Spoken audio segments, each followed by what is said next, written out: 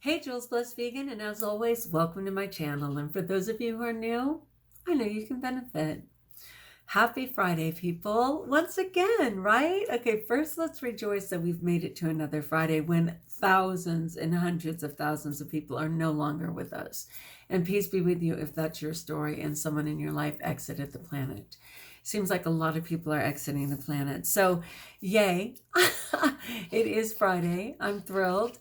You know, for some people, it is just another day, but for others, it's literally the mark of the end of a work week. And so we feel a difference between how we treat our weekend. And there is a little bit of Friday to it, right? Anyway, I'm all in. I'm all in. Happy Friday, my friends. So we're in the middle of a happiness challenge. If you're just joining us, you're right on time to spread happiness and to give yourself a little happiness as well. For those of us who have been on this, it is day 9. And today's intention was notice when you're hard on yourself or others and be kind instead. Well, sometimes I accidentally do that. I'm a middle school teacher and I can't see the whole picture of what's going on in those little people's lives, especially since they're not in class, right? They're literally in a box virtually, working from home and navigating as best they can. And sometimes I jump right to the negative, like, why aren't you doing, you didn't turn in, and I'm able to calm down today, step back. I was having trouble navigating. Like my internet is very challenged, especially working from home, but I've had a cold, so I've had to stay home. And inevitably, it is kicking me out of the meeting. It's not moving as quickly as I would like from, page to page. And so I immediately start to get very negative on myself too. Like, oh, you're so stupid. Well, you should try harder. And oh my gosh, can't you happiness challenge. I absolutely calmed down.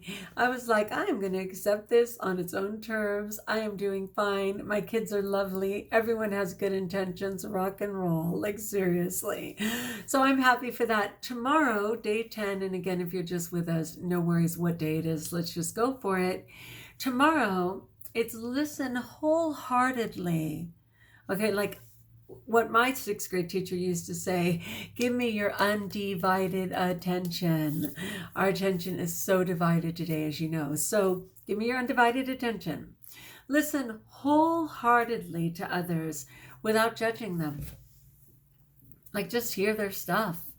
You don't have an opinion. You're just being a listener wholeheartedly.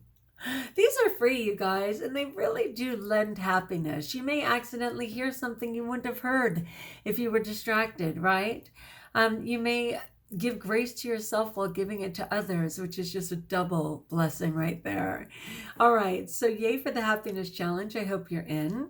And at the same time, I've been doing the 12 days of abstinence.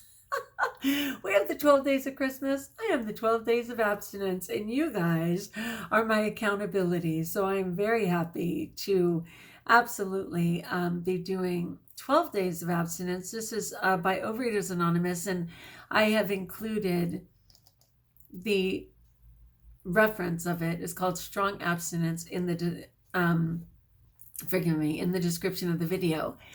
What it does have is a great checkoff list of whether or not you are on your abstinence. But again, I'm at lunchtime because I know I may very well be sleeping later trying to get rid of this cold. And so I am not ready to do my checkoff. It does say, have you been abstinent today? Thus far, praise God. Did I pray? Every minute. Am I maintaining and working towards a healthy body weight? What's up, y'all? Yes. Did I rely on my higher power? I'm in it. And stay abstinent? Again, thus far. So I'm not going to go through this because that is not my gig, but I hope you'll look at it and choose whether that list works for you. It's pretty fabulous.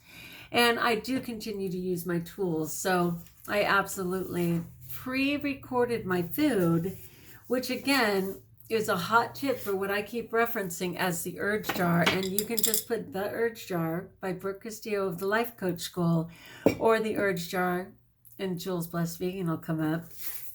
And you have to pre-write your food the day before, which is just a good practice anyway, but you have to stay on the choice you made, because otherwise you will be haunted by the monkey mind and probably his entire tribe.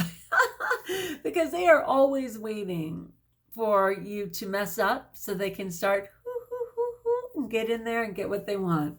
So pre-write your food, people. It seems to be working for me. I'm thrilled. So the question of the day, and again, it's a writing exercise, but I'm just using it as my talks. So for day 5, it says, what do I do to stop eating compulsively? What do I do to stop eating compulsively? The way that's written is a little tricky because it could mean pre-impulse, right?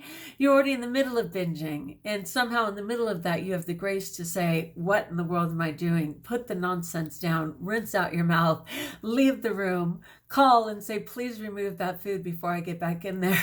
I mean, there's probably some way to literally mid-binge. Most people do not have the grace to stop mid-binge, okay? It's usually a screw it attitude.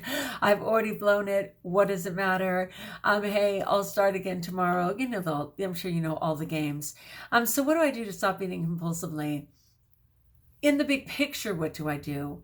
Obviously, I have to do the footwork, okay? And for me, the footwork is to make sure that I don't necessarily have access to foods that trigger me. Now, to be fair, if I'm in a compulsive mood, I can make anything into a binge food, okay? Even if it's a healthy vegan, even if it's raw vegan, I can eat enough for a small country to try and fill myself up, which of course, because food is secondary and never has to do with it, right?